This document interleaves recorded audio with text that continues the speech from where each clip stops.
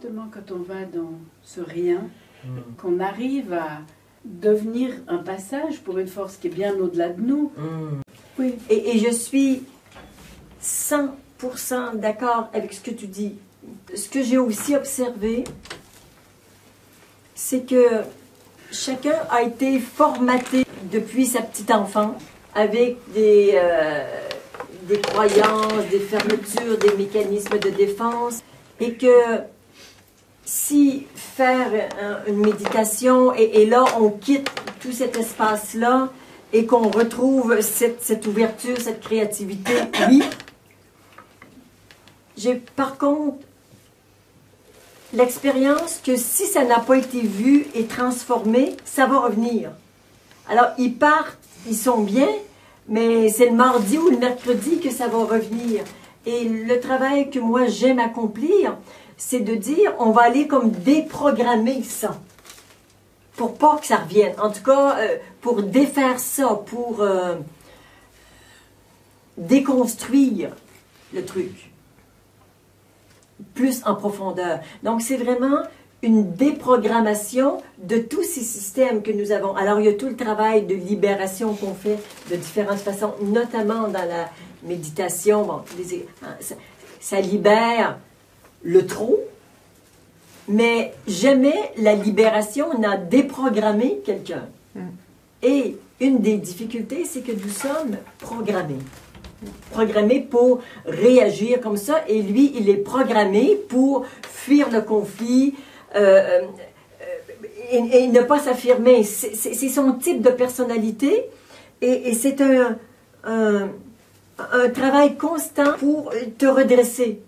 Bon, d'autres, c'est la violence, puis d'autres, c'est le manque d'amour. Il y a des programmes ou des blessures de fond qui demandent vraiment d'être traité plus en profondeur.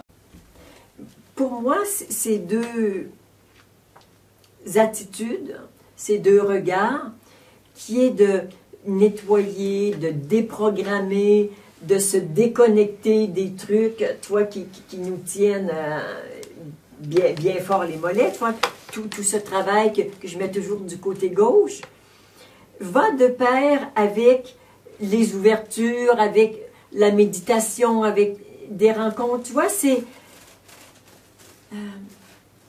on regarde en haut, mais les pieds en bas. Et les pieds en bas, c'est que, est-ce que mes racines sont propres, sont saines, est-ce qu'elles peuvent absorber? C'est vraiment tout le temps les deux. Hein, les deux qui... Sinon, on ouvre toujours son ciel, mais sans descendre profondément dans les problèmes profonds. Mais est-ce que ça passe pas par le cœur, enfin la guérison du cœur, surtout parce que le maître peut davantage s'affirmer quand il n'est pas entravé par les peurs et puis les blessures. Il me semble que si le cœur se guérit, ça peut se faire... C'est-à-dire que oui, évidemment, il y a des blessures et guérison, on parle de blessures, et le maître va être disponible pour exprimer toute sa puissance et son autorité dans la mesure où son cœur va être guéri. Hein, on est d'accord avec ça qu'un grand blessé, c'est pas un grand maître, hein, ok. Mais au-delà des blessures, il y a quelque chose qui est de l'ordre des croyances. Des mécanismes de défense et des mémoires d'où émergent les peurs, et ça c'est en haut. Et ça, c'est les blessures sont là. Donc après, bon, moi je les situe à cet endroit parce que c'est comme une évidence qu'ils soient là. Après, on les met tout dans le même sac et ça n'a pas d'importance. Mais juste travailler sur les blessures, si tu ne vas pas défaire la croyance qui est en derrière, en dessous de la blessure,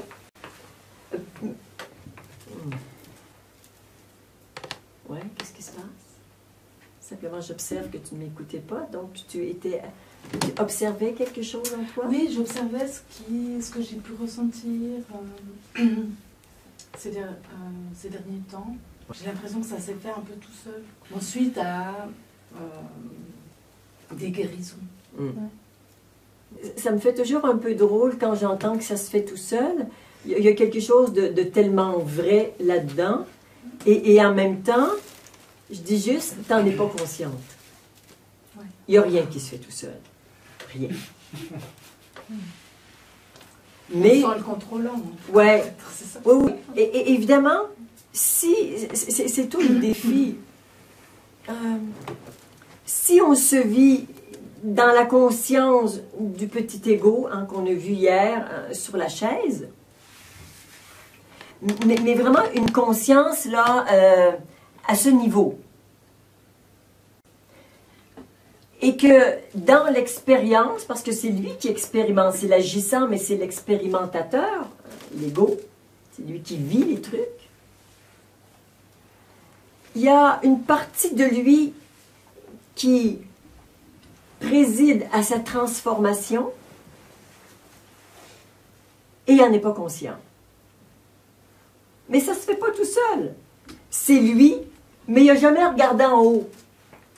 Il dit, ben ça se fait tout seul. Ben non, c'est toi, mais toi à un autre niveau. Oui, ouais, c'est ça. Et c'est comme si on a plein de toi, plein de moi à différents étages. Et j'ai parfois l'impression que c'est un peu comme un édifice à 20 étages, que le petit égo, il vit au 10e, avec ce qu'il a, et que les étages inférieurs, c'est un peu toutes nos blessures, nos croyances, tous nos trucs un petit peu plus en basse vibration, qui sont moins ajustés. Et en haut, ce sont toutes les parties supérieures de soi. Mais moi, j'y vais, je pars du 10e, et je monte au 16 et au 18, et je regarde qui est là. Ben, c'est moi. C'est moi. Il n'y a personne d'autre. Là. Je ne dis pas qu'il n'y a jamais personne d'autre, mais je dis que il y a tout ça qui existe en moi que je peux reconnaître comme étant moi, autant que je peux reconnaître la petite fille de 4 ans blessée par papa, maman, nana, et je regarde, et quand on fait venir cette petite fille pour la guérir, je vois bien que la petite fille qui pleure, c'est moi, je me reconnais, tu vois, c'est moi, ça. Mais quand je monte au 14e, c'est encore moi. Oui, c'est juste peut-être que je croyais que c'était pas moi. C'est ça. Et ce que j'ai envie de te dire, c'est juste, va voir. Et en même temps, ce que moi, j'ai envie, c'est... Oui, c'est que vous habitiez tous les étages de vous, en conscience. Et se redresser, c'est pas facile. Mais assumer cette grandeur jusqu'au 20e, c'est ce qu'il y a de plus difficile. C'est pas de s'occuper du bas des blessures, c'est pas ça le problème, c'est d'être grand. Et dans cette grandeur, c'est quand le petit ego a complètement intégré, ce serait une drôle de manière de le dire, mais c'est un peu intégré, mais c'est comme s'il devient extrêmement perméable.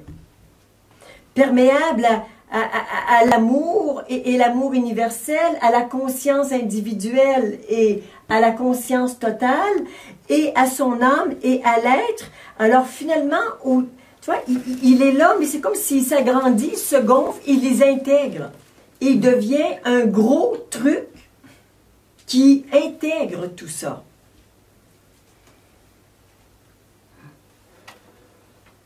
C'est là que je veux vous emmener.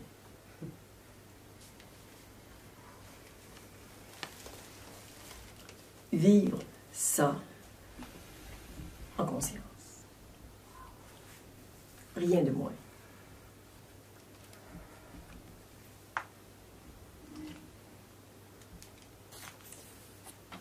Je suis étonnamment confrontée à une sorte d'opposition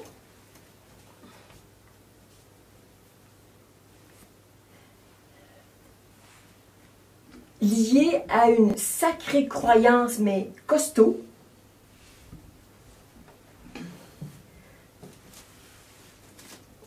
que pour être dans la justesse, on doit être petit.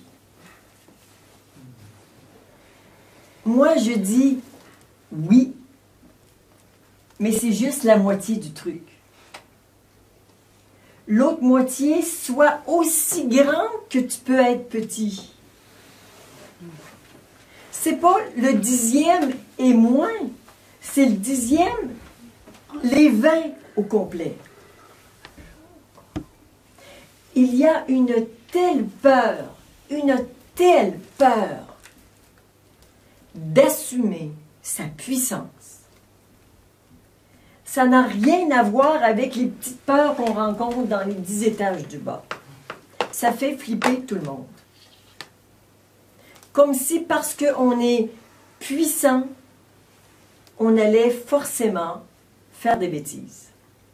Et c'est vrai que naviguer ou vivre avec cette puissance, c'est un peu comme se balader en Ferrari. Tu as intérêt à savoir conduire.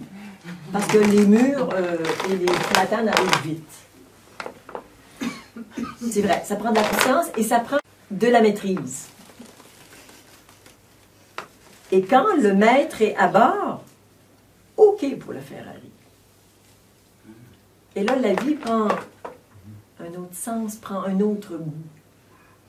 Et nous avons tous en mémoire ces autorités qui nous ont tellement malmenés qu'on a trouvé comme solution de s'écraser.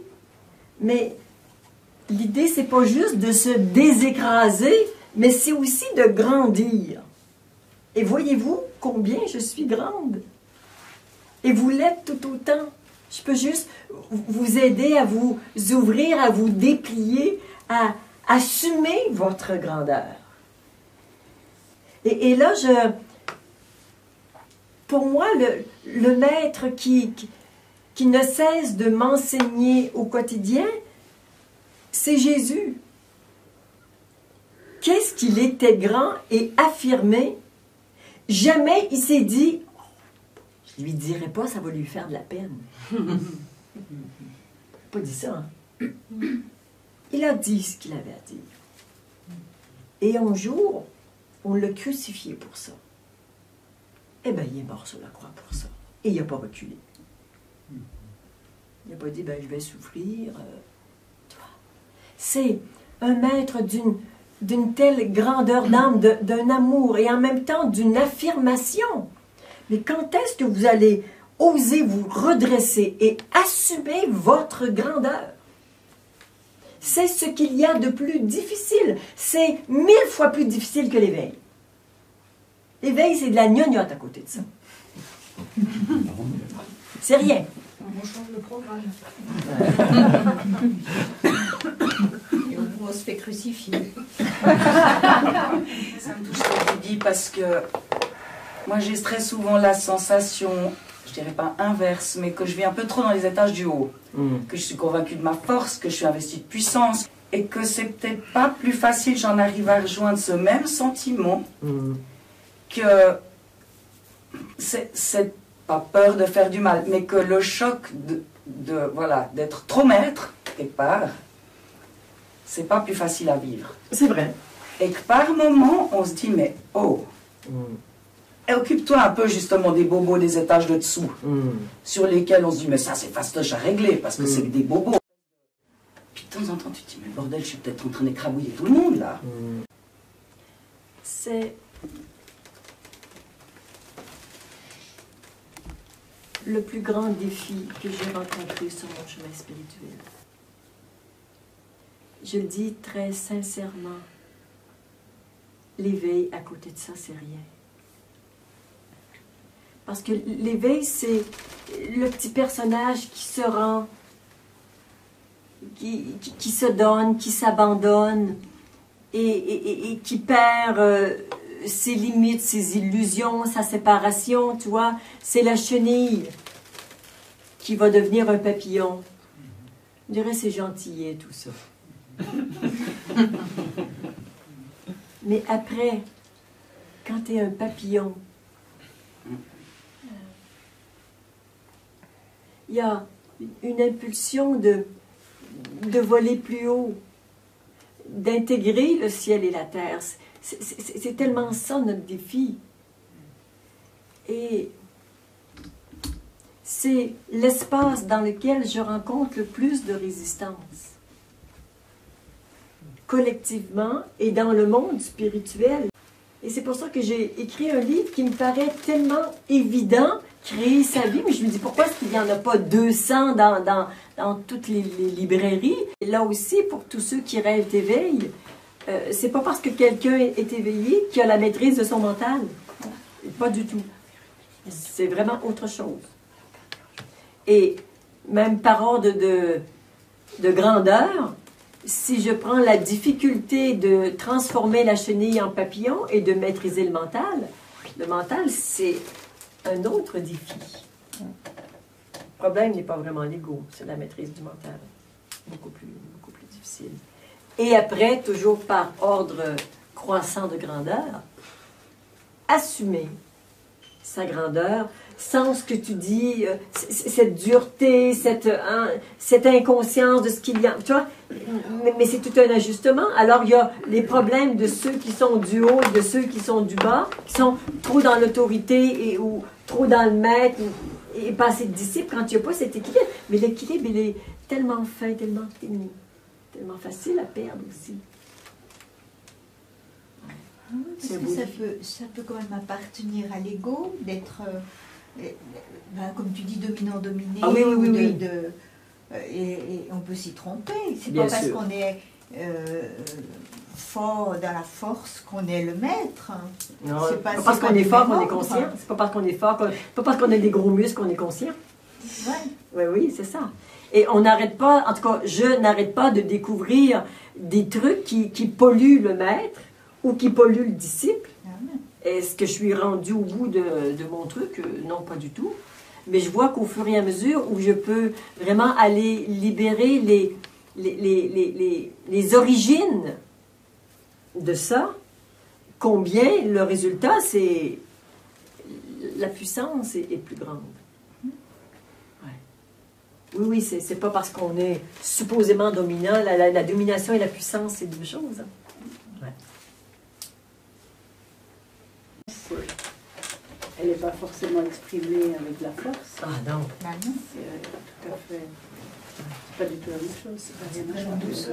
Et quand on regarde la puissance de l'amour, la puissance de la douceur, parfois la puissance d'un silence, ça n'a rien à voir avec la puissance d'un coup de poing. C'est la vraie puissance. Elle prend toutes sortes de formes.